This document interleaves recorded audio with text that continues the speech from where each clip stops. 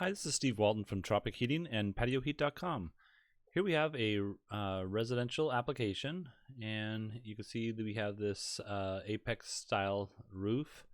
It's kind of a low angle, and basically the only obstacle we have here would be the fan that's located pretty much centered, I think, in the patio here, centered from this pillar to the wall here.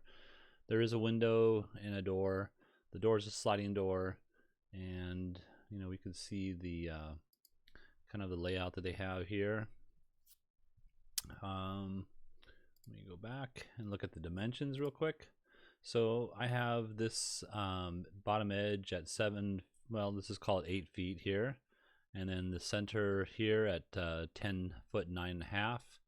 This span here from outside edge to outside edge is approximately 23 feet, and then here I think I've extended it out slightly, but at the rooftop at least to 17.4, and I think that's pretty much it here. Alright, so let's go ahead and look at what we can do as far as heating. There's a couple different choices. I'm going to start with the gas heating choices. Let me turn the ray off for a second. Here you can see with the SunPack S34s, I have them centrally located within the ceiling area here. I want to go in here, but my mouse isn't letting me. Hold on one second here. Give me a turn this mouse correctly. In any case, so yeah, it's centrally located. I'm meeting clearances to the side of the heater, and also to this beam over here, as well as this wall over here and the side over there. And yeah, I think they're 9 feet apart. Let me just pull that up real quick here. Center to center is 9 feet center to center. And then of course the height of it is roughly, let's go 8'6" off the ground, which is perfect for an S34 in my opinion. And let me clear that out. Let's look at the ray here.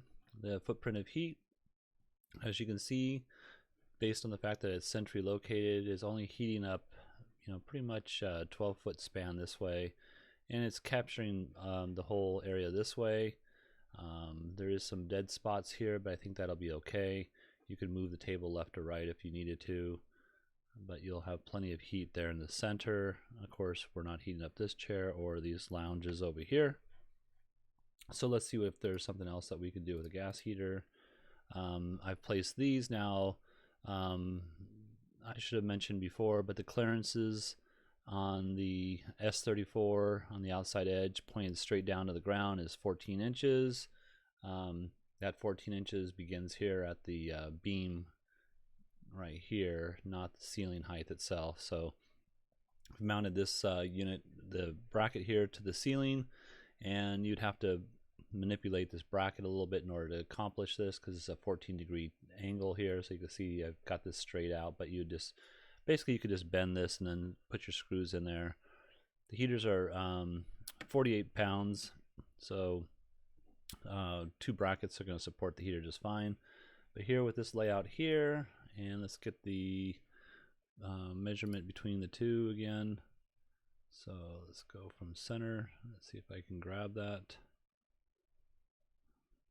We'll go from this edge here to this edge over here, which will give us the center to center, which is roughly 11.5 feet roughly. So we'll do that. And then of course from here to here is 9-foot centers that way. So let's look at the footprint of heat.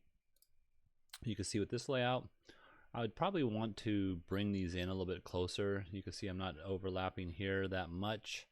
And I'd prefer to have that overlapping, but on the outside edges I'm capturing that real well. So if we were to take these two heaters here and move it along this axis right here, let's say maybe 6 inches up, you can see that my coverage is becoming more better in the center here. So yeah, I'd like to have that better position a lot better. So let me just go 6 with that, and you can see now we're getting some overlapping here in the center. And of course we're meeting the clearances around all 4 sides as well. Now this bracket here is hanging in midair, so you're going to have to produce your own extension piece here, and you can just match that up to these 2 holes and this hole with the total length that you're looking for in order to do something like that. So let's turn that off and then look at a potential electric unit. So here we have 4,000 watt units. I think this is my preferred application here. We got nice overlapping in the center and pretty much a good coverage throughout this whole space here.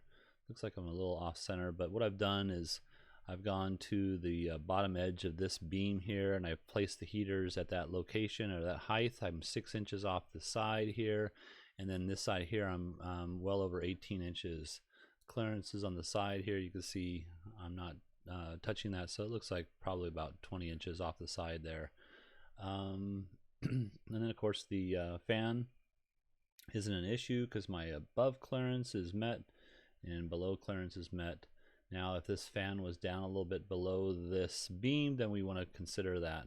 So I've made this so that the bottom clearance is meeting the bottom edge of this beam here. Top clearance, you can see here we're 6 inches to the side, like I said, and 6 inches all the way across the top as well as around that fan. You can see that. And yes, we got a good overlapping here. As far as the distance apart, I'm going to just turn off those so it's easier to make contact here. And if I do the center point here to the center point here, you see we have approximately, I think it's 7 feet, 6 feet, or 8 feet, sorry, 8 feet center.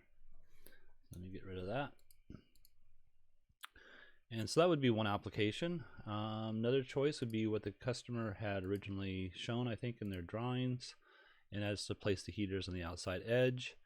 This angle here is 14 degrees is what I have, and with that angle I've made the brackets, so you have to put a maybe take a piece of backing or just a 2x6 or something of that nature and place it over here so you can attach these two. There's a mounting hole here and a mounting hole here that you'd screw into that backing plate to get the exact center that you're looking for. Also I have this, I believe, at 20 degrees, and with that, we have the clearances below that we're meeting here. 20 degrees also allows us to have a nice ray that shoots out in this direction and still covers the back edge here. Here you can see that we're not covering this particular spot here in the middle of the patio.